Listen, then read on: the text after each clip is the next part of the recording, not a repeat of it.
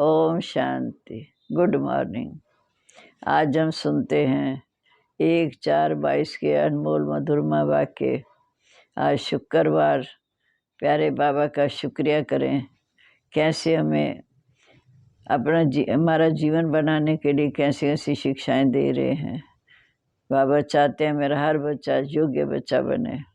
उसके लिए बाबा कहते अगर सदगति में जाना है तो बाप से प्रतिज्ञा करो कि बाबा हम आपके सिवा और किसी को याद नहीं करेंगे, क्योंकि हमें अभी पूरा बैगर बनना है। जो कुछ है सब बाबा की जग सेवा में सफल करें। बैगर बनेंगे, दुनिया से ममत्व मिटाएंगे, तब हम सतयुगी राजाई का जन्म सिद्ध अधिकार प्राप्त करेंगे। बाबा ने कहा जो कुछ है ट्रांसफ़र कर दो। फिर बाबा ने कहा कि जो भी बाबा सुनाते हैं उसके नोट्स लो, फिर उन्हें बार बार दोहराओ, क्योंकि जब किसी को समझाने लगते हैं तो माया भुला देती है। अगर नोट्स होगा तो याद करेंगे, फिर सहज ही समझाना होगा। फिर बाबा ने कहा शिव बाबा को याद कर, जितना शिव बाबा को याद करेंगे उतना माया भुलाने की कोशिश करेगी, क्योंकि पॉइंट्स बहुत अच्छी अच्छी बाबा सुनाते हैं, लेकिन जब भूल जाते हैं फिर बाद में याद आती है।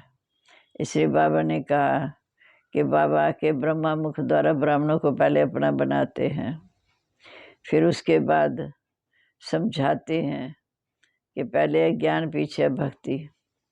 भक्ति शुरू होती है द्वापर युग से, ज्ञान इस संगम पर बाप आकर देते हैं। फिर सतयुग त्रेता में इसकी प्रारब्ध खाते हैं। पहले भक्ति भी पहले सतो प्रधान होती, फिर सतो रजोतमो होती। ये बातें शास्त्रों में नहीं होती हैं।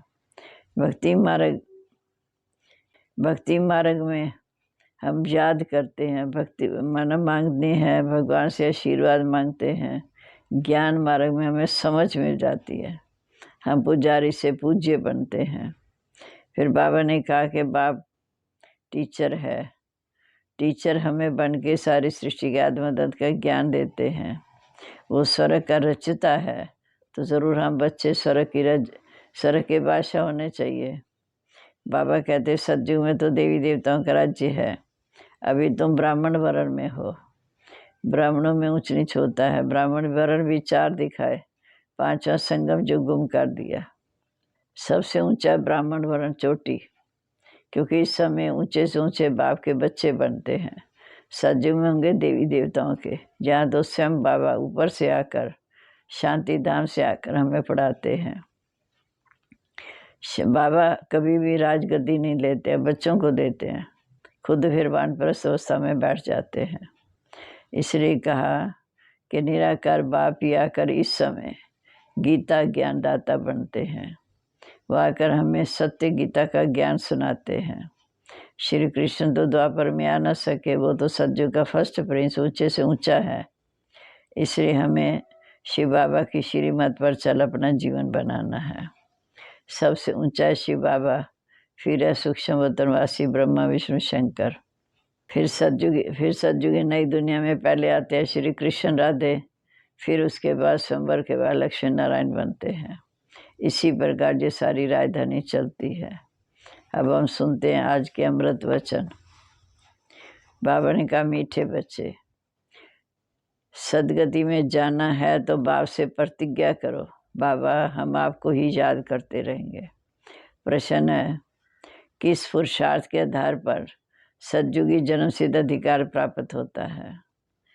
अभी पूरा बेगर बनने का पुरुषार्थ करो। पुरानी दुनिया से ममत्व मिटाकर पूरे बेगर बनो, तभी सतयुगी जन्म सिद्ध अधिकार प्राप्त होगा। बाबा कहते मीठे बच्चे अब ट्रस्टी बनो, पुरानी कीचड़ पट्टी जो कुछ है वो सब ट्रांसफ़र करो। बाप और वर्षे को याद करो तो तुम स्वर्ग में आ जाएंगे। विनाश सामने खड़ा है, इसलिए पुरानी बैग समेट लो। गीता भोलेनाथ से निराला और कोई नहीं। ओम शांति। तुम हो स्टूडेंट, ऊंचे तो ऊंचे नॉलेजफुल बाप तुमको पढ़ाते हैं, तो नोट्स भी ज़रूर लेने चाहिए, क्योंकि फिर रिवाइज कराना होता है, औरों को समझाने में भी सहज होता। नहीं तो माया ऐसी है जो बहुत पॉइंट भुला देती है। इस समय तो बच्चों की लड़ाई है माया राउंड के साथ। जितना तुम शिव बाबा को याद करेंगे उतना माया भुलाने की कोशिश करेगी, ज्ञान की पॉइंट्स भी भुलाने की कोशिश करेगी। कभी कभी बहुत अच्छी पॉइंट याद आएगी, फिर वहाँ की वहाँ गुम हो जाएगी। ये ज्ञान नया है। बाप कहते मीठे बच्चे, कल पहले भी ये ज्ञान तुम ब्राह्मणों को दिया था, ब्राह्मणों को ही अपना बनाते हैं ब्रह्मा मुख द्वारा। बच्चों को समझाया, पहले ज्ञान पीछे भक्ति, पहले सतो प्रधान फिर सतो रजोतमो में आते हैं। जब मनुष्य रजो में आते हैं तब भक्ति शुरू होती है। सतयुग त्रेता तो है, सतयुग है सतो प्रधान, त्रेता सतो, फिर रजो में आते हैं तो भक्ति शुरू होती द्वापर से। सतो प्रधान समय भक्ति होती नहीं, भक्ति की भी ड्रामा में नूंद है। तुम ये जो ज्ञान और योग आदि किताब बनाते हो वो पढ़ करके रिफ्रेश होने के लिए, बाकी टीचर के सिवा इन बातों को कोई समझा नहीं सकेगा। गीता का टीचर है श्रीमद् भगवान, वो है विश्व का रचयिता, स्वर्ग रहते हैं, क्योंकि वह सबका बाप है तो जरूर बाप से ही स्वर्ग की रजाई मिलेगी। सतयुग में देवी देवताओं का राज्य, अब तुम संगम युगी ब्राह्मण हो। विष्णु के चित्र में 4 वर्ण दिखाए, देवता, क्षत्रिय, वैश्य, शूद्र, 5वां वर्ण ब्राह्मणों का, लेकिन उनको ये बिल्कुल पता नहीं कि ऊंचे से ऊंचा ब्राह्मण वर्ण, ऊंच से ऊंच परमपिता परमात्मा को भूल गए। ये शिव है, ब्रह्मा विष्णु शंकर का रचयिता, त्रिमूर्ति ब्रह्मा कह देते, परंतु इसका अर्थ तो कोई निकलता ही नहीं। अगर ब्रह्मा विष्णु शंकर तीनों भाई हैं तो इनका बाप भी तो चाहिए। तो ब्राह्मण देवी देवता और क्षत्रिय तीनों धर्म का रचयिता शिव बाबा।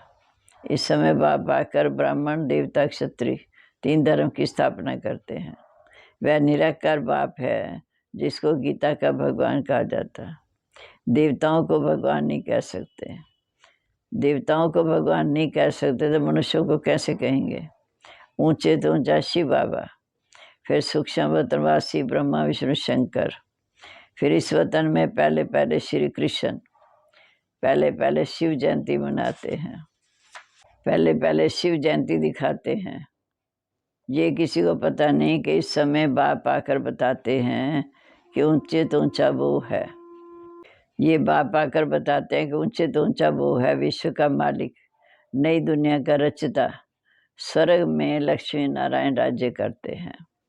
सूक्ष्म वतन में तो राजधानी का प्रश्न ही नहीं उठ सकता। यहाँ जो पूज्य बनते हैं वो ही फिर नीचे द्वापर से पुजारी बनते हैं, देवता क्षत्रिय वैश्य शूद्र, फिर शूद्र से ब्राह्मण बने। ये वर्ण भारत के हैं और कोई वर्णों में ये आ नहीं सकते, और कोई इन वर्णों में आ नहीं सकता। 5 वर्णों का सिर्फ तुम बच्चे चक्कर लगाते हो। 84 जन्म भी तुम्हारे पूरे हुए हैं। तुम जानते हो बराबर हम भारतवासी जो देवी देवता धर्म वाले हैं वह 84 जन्म लेंगे। ये ज्ञान का तीसरा नेत्र सिर्फ तुम ब्राह्मणों को ही मिलता है। ज्ञान का तीसरा नेत्र सिर्फ तुम ब्राह्मणों का ही खुलता है, फिर ये ज्ञान ही प्रायलोप हो जाता। क्राइस्ट जब धर्म स्थापन करते हैं तो बाइबल नहीं सुनाते, वह धर्म स्थापन करते हैं पवित्रता के बल से। बाइबल आदि तो बाद में बनते हैं जब उनकी वृद्धि होती। वैसे तो आधा कल्प के बाद भक्ति मार्ग शुरू होता है। पहले होती है अव्यभिचारी भक्ति, सोमनाथ का मंदिर बनाते शिव बाबा की भक्ति, फिर है ब्रह्मा विष्णु शंकर की। अभी देखो 5 तत्वों की भी पूजा करते हैं, इसको कहा जाता है तमो प्रधान पूजा। वह भी होनी है जरूर। भक्ति मार्ग में भी शास्त्र चाहिए पढ़ने के लिए। ब्राह्मण धर्म का कोई शास्त्र नहीं। अब महाभारत लड़ाई का भी वृतांत गीता में है, गाया हुआ है कि रुद्र ज्ञान जग से विनाश ज्वाला प्रज्वलित हुई।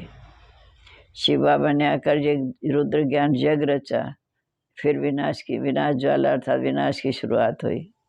जरूर जब विनाश हो तब सतयुगी राजधानी स्थापन हो। तो भगवान ने जग रचा, इसको रुद्र ज्ञान जग कहा जाता। ज्ञान भी शिव बाबा देते हैं। भारत का शास्त्र वास्तव में एक है, जैसे क्राइस्ट का बाइबल है। ज्ञान देने वाला एक है, वो मालिक है विश्व का, बल्कि उसे ब्रह्मांड का मालिक कहा जाएगा। सृष्टि का मालिक वह नहीं बनते।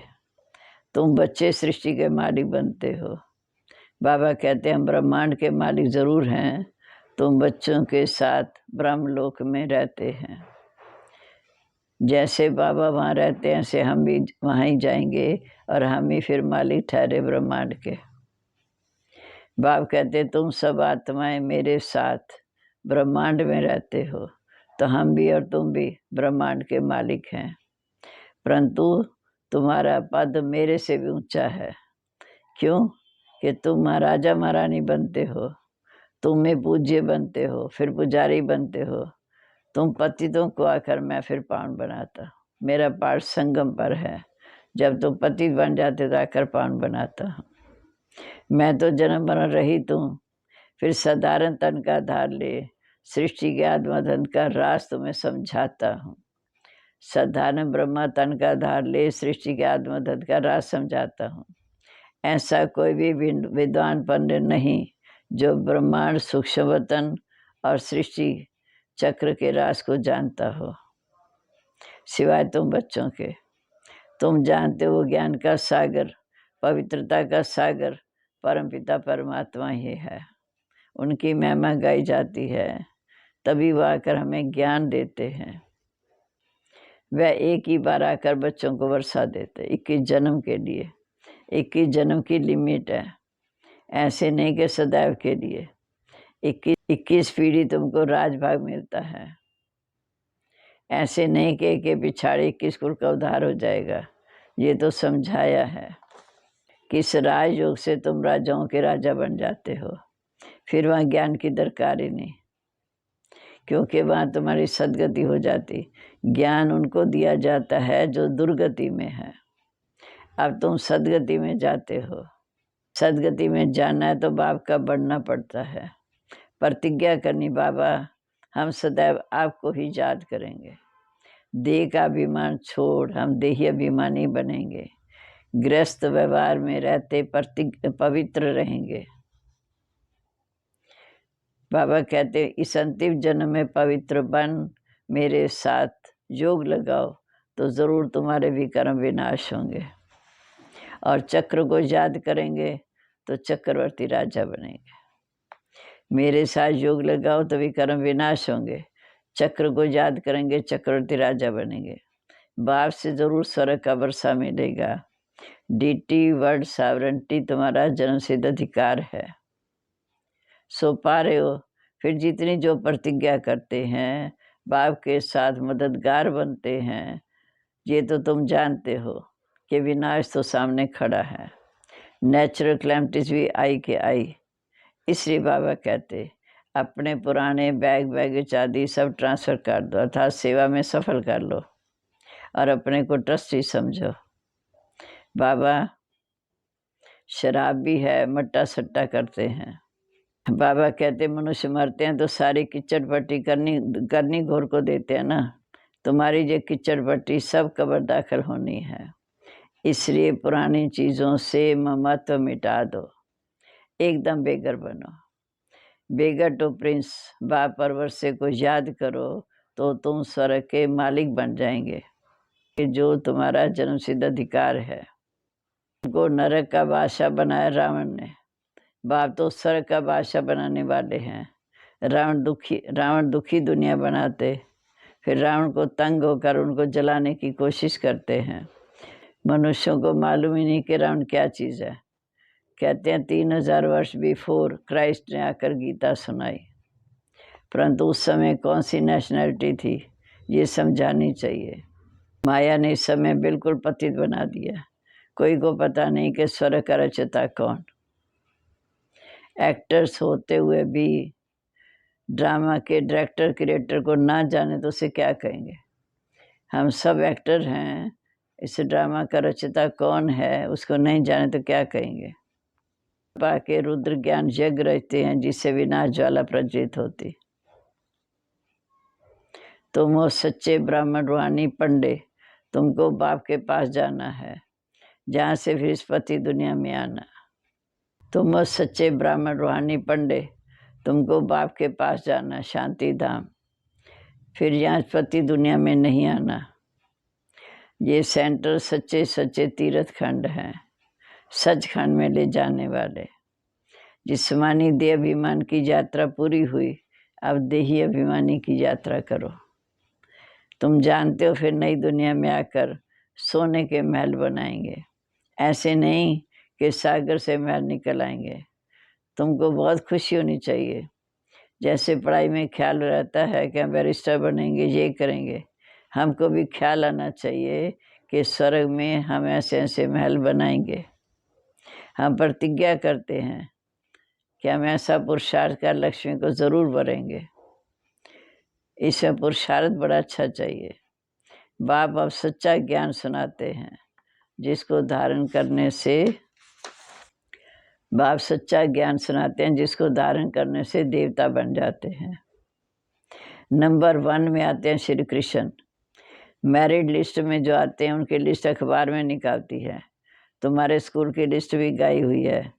8 फुल पास, नामी ग्रामी, 8 रतन जो काम में आते हैं। 108 की माला तो बहुत सिमरते हैं, कोई 16,000 की भी सिमरते हैं, पर तुमको मेहनत करनी है सर्विस की। भारत की तो सब पूछते हैं, एक है भक्त माला, दूसरे है रुद्र माला। अब तुम जानते हो श्रीमद् भगवद गीता है माता, पिता है शिव। डीटी डिनास्टी में पहले जन्म लेते हैं श्री कृष्ण। जरूर राधे ने भी जन्म लिया होगा, और भी जो पास हुए होंगे। परमपिता परमात्मा से बेमुख होने के कारण सारी दुनिया निधन के हो गई। आपस में सब लड़ते झगड़ते रहते, कोई धनी दौरी नहीं। अब तुम्हें सबको बाप का परिचय देना है। अच्छा जी, मीठे मीठे सिके लदे बच्चों प्रीत, माता पिता बाप दादा का याद प्यार, गुड मॉर्निंग।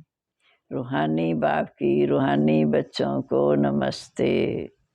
रूहानी बच्चों की रूहानी बाप दादा को नमस्ते। नमस्ते बाबा, गुड मॉर्निंग। शुक्रिया बाबा, शुक्रिया, कितनी सावधानी देते हैं। अब है धारणा के लिए मुख्य सार। पहली पॉइंट, देह अभिमान को छोड़ देही अभिमानी बन याद की यात्रा पर तत्पर रहना है। इस अंतिम जन्म में पवित्र बन बाप का पूरा पूरा मददगार बनना है। दूसरा, पुरानी जो भी चीज़ें हैं उनको ममत्व निकाल ट्रस्टी बन बाप और वर्षे को याद कर विश्व का मालिक बनना है। वरदान, सत्यता के साथ सभ्यता पूर्वक बोल और चलन से आगे बढ़ने वाले सफलता मूर्त भाव। सत्यता के साथ सभ्यता पूर्वक बोल और चलन से आगे बढ़ने वाले सफलता मूर्त भाव। सदैव याद रहे कि सत्यता की निशानी है सभ्यता।